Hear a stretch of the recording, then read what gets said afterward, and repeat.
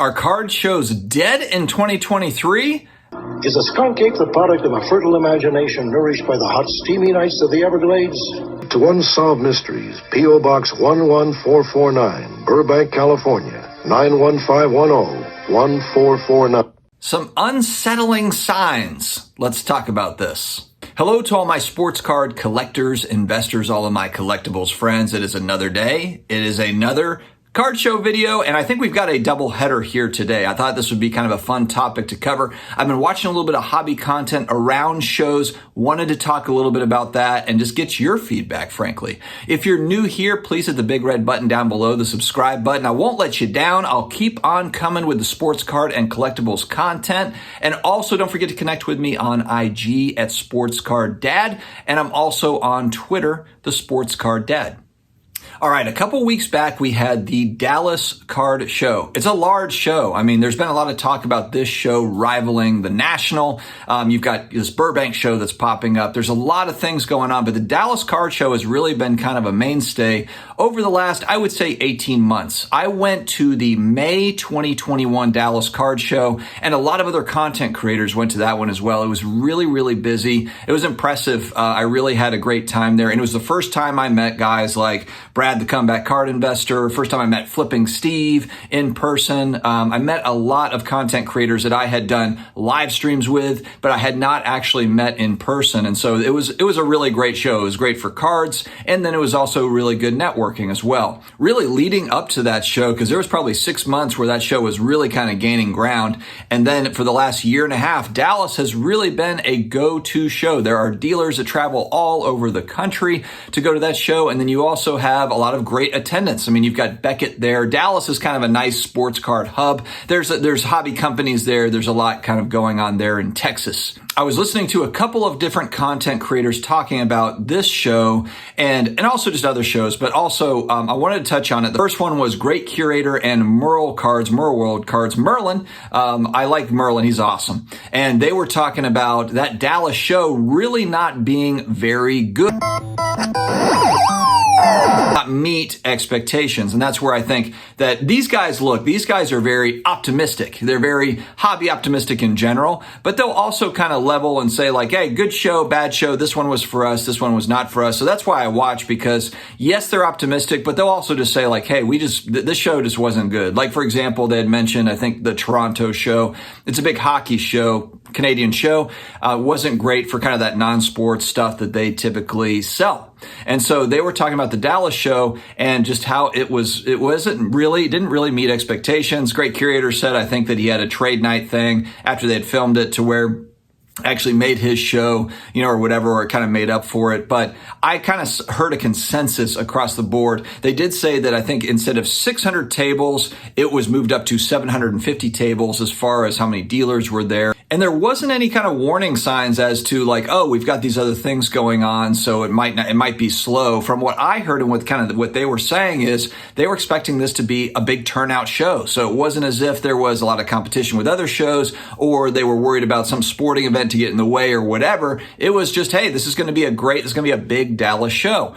And it wasn't. So is this a, anomaly? Is it just so, hey, it just happened this way, this time? But it's the Dallas show, it'll be back. I think they do this every 45 days or every 60 days. There's a Dallas show. So they do them fairly frequently, really. And so I was listening to these guys, and then my favorite card show vlogger is Kenneth Fornos. Definitely go over to his channel. If you don't watch Kenneth, go and subscribe to his channel. It's great. As far as vlogging goes, he does a great job. It's high production, and he really kind of goes through the deals, the things that he's looking at and doing. And then he also throws in some B-roll stuff that's really funny. He's one of my hobby friends. I've met him before a few different times, and I just really like the way that he runs his vlogs. So Kenneth Fornos is his channel. But I was watching, I believe it was his Philly show recap. It's the latest video. It's only a couple days old. And he said, hey, at the very end of this Philly show, he's like, I didn't come out with a Dallas vlog, just to be honest, because the show just wasn't good. I'll play the clip. Play the clip. Guys, roll the clip. Roll the clip. Oh, the staff is killing me. We didn't drop a Dallas vlog because Dallas just wasn't that good of a show. And I'm not just trying to give you guys mediocre content. If I watch over the content and I didn't even like the footage, why would I give you guys the footage? You know? And so you see there, he's just very honest about that Dallas show. Now, again, is this just hobby burnout? Is it hobby burnout or is it just that pricing just is not there? I mean, we hear about it. The biggest feedback I always hear is like at the National, for example, it was the people that were pricing at comps, they were selling, and the people that were overpriced just didn't sell.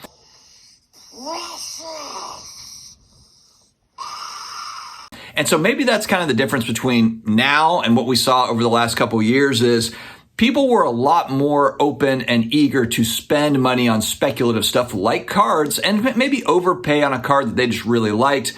But now it's changed a little bit. I mean, we've talked about this. We talk about this channel all the time. There are macroeconomic events that are happening. We can just choose to ignore them, but it's just the realities. And it's facing my family as well, where am I still buying cards, collectibles? Yeah, I definitely am, but I'm being more picky. And honestly, like really looking at my PC stuff right now, kind of the lower price stuff, because I just have a feeling that some of this higher stuff that I'm looking at, kind of more the mid-tier stuff, I don't operate in the higher end, but the middle tier stuff, I think that there might be some bargains down the line. And so, I think that maybe people they like to walk around card shows, look at cards. It's kind of that museum thing. There's a lot of cool cards to see. A lot of times the shows are $5, $10 to get in. So it's not as if you're spending $50 a ticket, to get into the card show. You can go peruse around. You can talk with other hobbyists. I mean, it's kind of a cool, it's a Saturday afternoon, go hang out. So the attendance might seem great. But the thing is, are people actually transacting? And that's really what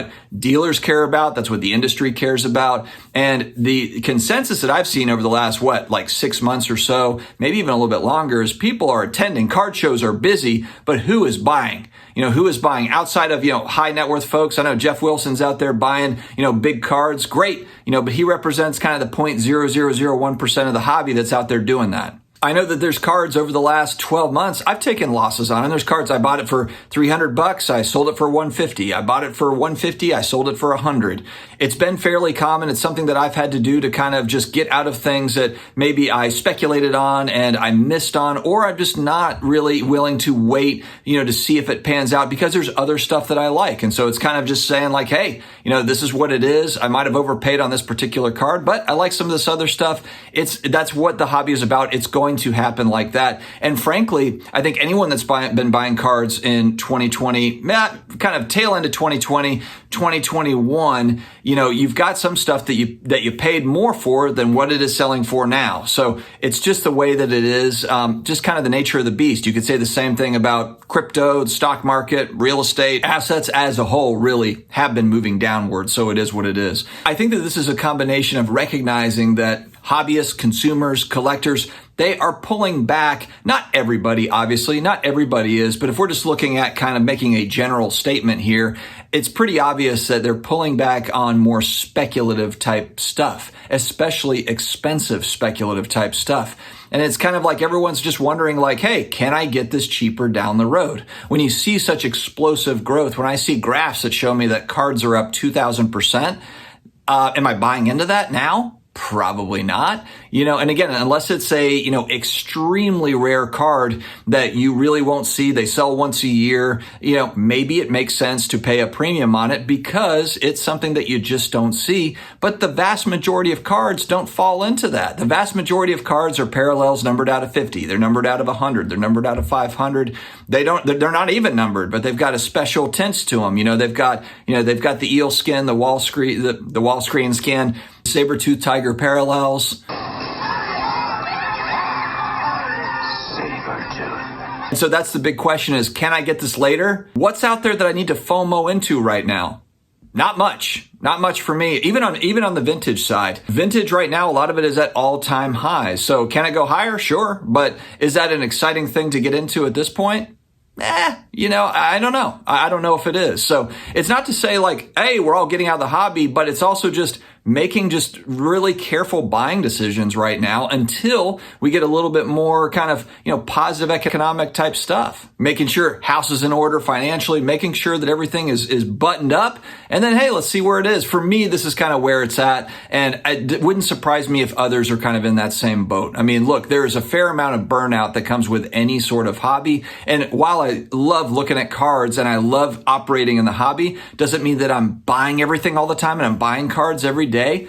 No, not necessarily, not right now. So I want to kind of see where this goes. Guys, let me know your thoughts in the comments. Do you think that shows are going to be as popular in 2023? Are there too many shows? Or do we not have enough shows? This could go the other way where it's like, hey, you know what? We're just getting started on shows. We're in the first inning of card shows. And you know what? You might be right. Maybe next year shows will be even more popular. I think the big thing again rides on Fanatics. If Fanatics is going to come in, if they are going to acquire Panini and start getting started on everything sooner than 2024, 25, whatever for a lot of these licenses, then maybe that can make a difference. But it's really going to boil down to Fanatics wants to 10x the hobby. They're double, triple, whatever, quadruple. If they are successful doing so, I think that we just need more participants. We need more people in this that are participating to really kind of see that price appreciation that people are used to, or that people are expecting. And the reality is I just don't, if you look at it, we've got a lot of supply of cards, more and more cards coming out. Hell, on the Pokemon side, what'd they say? Last year, they printed 9 billion cards. The TCG stuff, there's no shortage of cards coming out of that space. But sports cards, you see like all the different parallels, all the different stuff. And for a lot of the pricing, I think that that's what's kind of missing. It's that demand curve. That demand curve is just kind of hovering, kind of bleep, bleep, bleep, bleep, bleep. The demand curve is not doing the rocket thing that a lot of people want it to do. And it might never do it quite the way that it did a couple of years ago. We just kind of need that demand thing to maybe go like this. We need a little bit of demand. And let me know, guys, what are you doing? How are you hobbying right now? Or are you taking a little break? What's on your mind? Let me know in the comments below. Stay healthy, stay awesome, and I will talk to you again later.